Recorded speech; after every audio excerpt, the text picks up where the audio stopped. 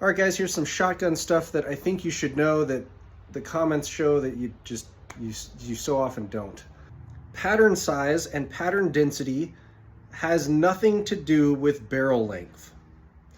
I have seen 20-inch guns pattern far worse than my 14-inch 12 gauges. The barrel length doesn't really affect velocity either. Most of the acceleration of the pellets or slugs is happening within the first 10 inches of all 12 gauge ammo. So as long as you're not going below that barrel length, you're not seeing significant velocity loss. So the magnum loads and trying to put them through longer barrels to get more stopping power, that's nonsense.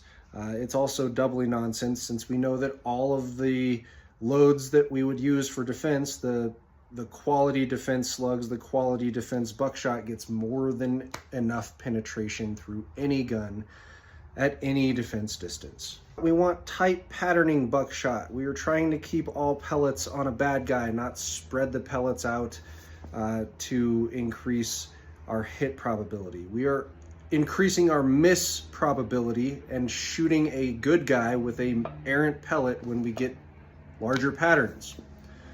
When we are trying to tighten the pattern of buckshot, putting a choke on that buckshot typically makes the pattern wider and worse and hollow on the inside. It makes a donut and a larger donut.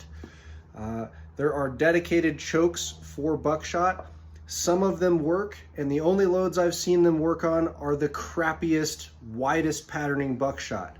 Quality buckshot, like Federal Flight Control or the Hornady dedicated defense buckshot, the patterns get wider and worse when you add a choke to them. Cylinder bore is what you want for a quality defense buckshot. The lightest load, the reduced recoil double-aught buck that I have tested, is getting more than 16 inches of penetration through gel after heavy clothing and after common auto barriers.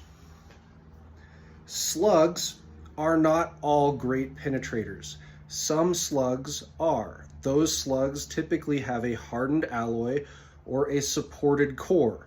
A Foster's slug is a cone of soft lead. Those are the most common slugs.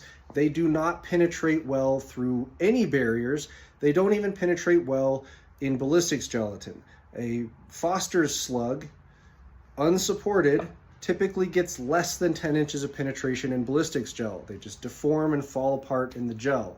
They do fine to stop deer, but if you're trying to punch through a car door, that is not the load. You want something that is a supported Foster, like the Federal True Ball that has the spherical plastic inside of the cavity, or you want a dedicated penetrator slug with a hardened alloy like a Brennecke slug. Those are designed to penetrate deeply. The best practice for all tube-fed shotguns is to keep the tube full of a single type, either buckshot or slugs, single type of ammo, and an empty chamber with nothing on the lifter. Have the safety off and the action unlocked so that you can grab the gun and rack around into the chamber and then turn the safety on if you need to use it. But shotguns are not drop safe, and shotguns notoriously discharge when they are dropped. This goes for all popular defense models. More recoil does not mean more stopping power. The energy that is left over after the pellets leave your body isn't helping you stop a bad guy. It's increasing your probability of hitting a good guy after the fact. We want just enough energy in our chosen load to go all of the way through a bad guy the long way, as the FBI puts this, about 12 to 18 inches of penetration through calibrated ballistics gel, and not much more. Ideally, nothing more. So I've said this before, all buckshot loads in double-aught have more than this 18 inches of penetration in every test that I've seen at home defense distances.